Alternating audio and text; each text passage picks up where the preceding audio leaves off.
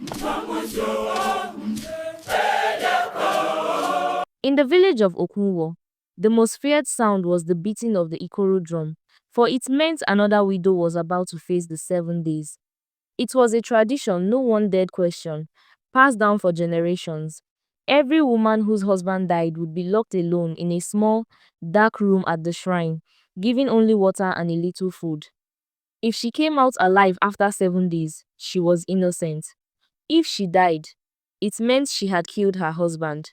Many had died, some survived, but never the same. It was a custom Simi had always hated. She had spoken against it many times, but never too loudly, for such talk could earn a person trouble.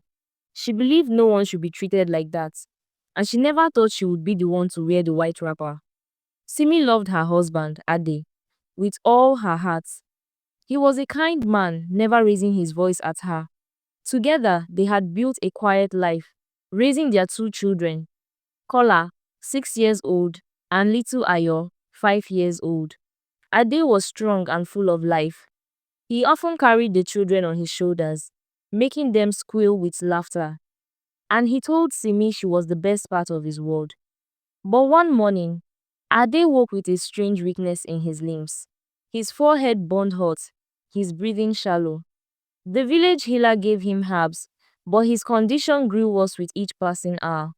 Simi stayed by his side, sponging his skin, begging him to eat. His lips were dry, his eyes glassy. She prayed silently that the sickness would pass as quickly as it had come.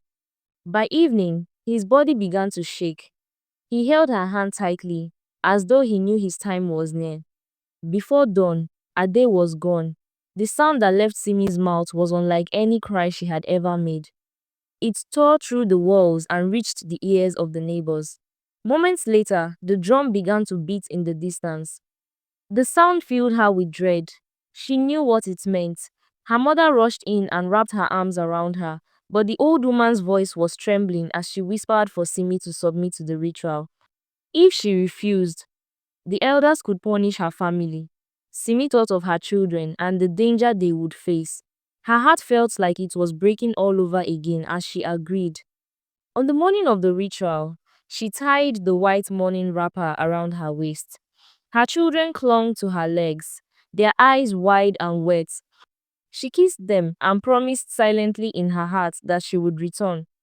The villagers walked behind her to the shrine, the air heavy with judgment and curiosity. The room was smaller than she imagined, the mud walls cold and the air thick. A clay pot of water stood in the corner. The heavy wooden door closed behind her with a dull thud. She sat on the floor, pulling her knees to her chest, her mind drifting to memories of Ade's laughter, the smell of his skin after a day's work, the way he used to call her name. The first day passed in slow silence. Early the next morning, she heard the soft scrape of the food tray sliding under the door. She drank from the pot and forced herself to eat. The room was still. Hours passed. She lay on the floor, drifting between exhaustion and grief. Then, on the second night, something changed. The door that was never supposed to open until the 7th day began to creak. Slowly, quietly.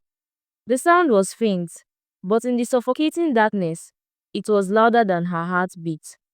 Simi froze.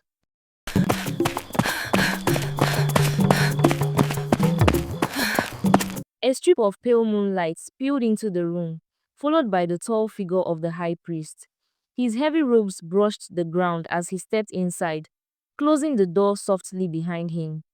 The smell of palm wine clung to him. Simi stared in disbelief. "Why are you here?" she asked, her voice shaking. The priest's face was calm, almost amused. "I came to save you from what is coming," he said, "but only if you do as I say." Her eyes narrowed. "What are you talking about?" He stepped closer, his shadow swallowing hers. "Do you think all those widows who died here were poisoned? Number, they died because they refused me. This place is mine. Everything that happens inside it is mine. If you do not comply, you will not live alive. But if you please me." His smile was slow and heavy. "You might leave." She could barely process what she was hearing. The priest, The man who was supposed to guard the purity of the ritual was using it to prey on women. "Don't come near me," she said, stepping back until her spine pressed against the wall. The priest laughed, a deep sound that made the small room feel smaller. "You think you have a choice? There is nothing you can do." He reached for her. Something inside Simi snapped. She ducked, pushing him back, but he was strong. His hands grabbed at her arms. She twisted, her nails digging into his skin. He snarled, trying to pin her. In a desperate surge, she drove her knee up into his groin. He doubled over with a groan, clutching himself. Simi didn't wait. She lunged for the door, flung it open, and ran. Her bare feet slapped against the dirt, the cool night air filling her lungs. Behind her, she heard his voice roar her name, but she didn't look back. She ran through the silent village until she reached her home. Her mother was sitting on the mat outside, her face pale when she saw Simi in the white mourning cloth. "You're in danger," her mother cried, rushing to her. "What have you done?" "I had to leave," Simi gasped.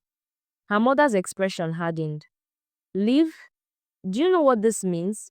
You've ruined everything. You've shamed us. They will come for you. You have brought punishment to your children." Simi's two little ones were sleeping beside their grandmother. She crouched, shaking, and touched their faces. Tears blurred her vision. "Listen to me," she said. "You have to hear what happened." Her mother wanted to scold her again, but something in Simi's voice stopped her, and so Simi told her what happened. When she finished, her mother just stared, speechless. By morning, the drum began to beat again, but this time, it was a harsh, rapid rhythm signifying abomination. The high priest stood in the village square, his voice loud and commanding. "Simi has fled the trial of innocence. She has confessed her guilt through her actions. She killed her husband, and now she runs from justice." The people murmured, some gasping, others shaking their heads. When Simi tried to speak, to tell the truth, the priest raised his hand for silence. No one wanted to hear her. In Okunwo, a woman who broke the widow's trial was as good as guilty. Simi and her family were sentenced to banishment from the village. By afternoon, the punishment began.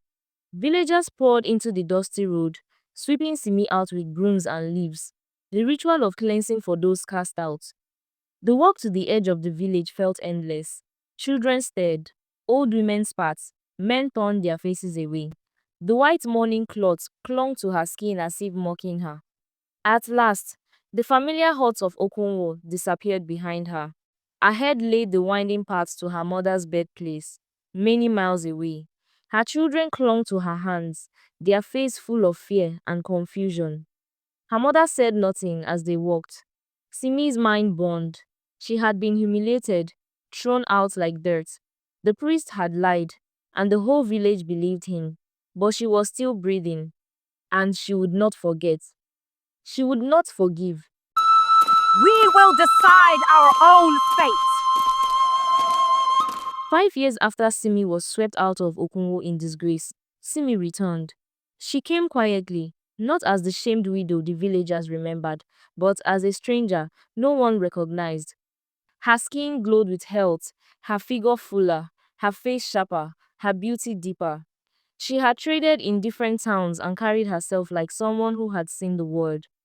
She entered the village as a humble trader, selling colorful plastics, basins, and kitchen goods from a wooden cart. Her smile was warm, and she spoke kindly to everyone, but she kept a careful distance from those who had known her best. To them, she was just another passing merchant. Over the weeks, she began to visit certain homes. It was the homes of women she remembered from before, women who had survived the 7 days. Some avoided her at first, carrying a silent shame. Others listened, but would not speak of their time in the widow's room. Simi pressed gently, telling them it was not their fault. The guilt was not theirs.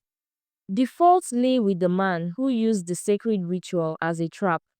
Many shook their heads, still afraid. She told them their silence was a danger. If they kept quiet, their daughters might one day face the same evil. Even if the high priest was gone, another man could take his place and do worse. Slowly, the fear in their eyes began to change into something else. It was anger. Her visits became more frequent, but she told them not to share her plans. The day of action had to come without warning. When the time came, no one would stand alone. When that day arrived, it began like any other. By afternoon, women poured into the village square, more and more joining until it was a tide of voices. They came from every corner: widows, married women, even young women who had never been married but knew the injustice well. The air was thick with shouts, not of grief, but of defiance. It was the largest gathering Okunwo had ever seen, of women united for one cause. They spoke of grief doubled by cruelty, of the darkness in the widow's room, of how it crushed not only bodies but spirits. Then, in the swelling noise, some began to recognize Simi. Whispers turned to pointing fingers. That's her, the one who killed her husband. She's here to poison more women against their men. The men of the village tried to push through the crowd to seize her, but they were met with a wall of women. Sticks, stones, and bare hands blocked the way. Simi stood in the middle, her voice clear above the noise. We will not be victims any longer. We will decide our own fate. The riot spread to the high priest's compound. His walls were torn down, his possessions smashed, his house set ablaze. Smoke curled into the sky as he ran, but the men of the village caught him and dragged him back. The elders were divided. Some spat, saying the women were out of control and would soon come to their senses. Others looked at the sheer number of them and knew this was not a passing madness. Something deep had been stirred. The high priest called Simi a liar again, shouting that she had killed her husband and now sought revenge. But the noise was too loud. The people demanded judgment. In the end, the elders ordered the priest to stand trial before the gods. The rule was simple. If you lied under oath to the gods, death would follow swiftly. The priest's face paled. He stalled, tried to speak over the decision, but the crowd surged and the men held him fast. Realizing there was no escape, he tried to run again, but he was caught, bound, and beaten until his voice broke into screams. It was then, bloodied and panting, that he confessed. He told them he had used the widow's trial to take women for himself. Those who refused, he killed. Some men, he admitted, he poisoned, just so he could get their wives into the room. Gasps rose from the crowd. Women wept openly. Men cursed him. When the last of his words faded, the elders stripped him of his title and declared him unfit to serve. He was dragged away to face punishment beyond the village. He was dragged away by the local police. That same day, the elders announced the end of the widow's trial. The custom was gone. The women lifted Simi onto their shoulders, singing her name. She had come back from shame to free them all. Even those who had once called her guilty now joined in the song. Her banishment was lifted. She could return to her husband's house. As the noise of celebration faded, she walked alone through the doorway she had not seen in 5 years. Dust lay thick on the floor, but the walls were the same. Her hands touched the rough clay, and memories came rushing back. Ade's laughter filling the room, the sound of the children playing outside, the smell of their evening meals. She stood in the silence, tears sliding down her cheeks. She had not been able to save him, but she had saved countless others, and in that moment, in the stillness of her home, Simi knew her fight had been worth it.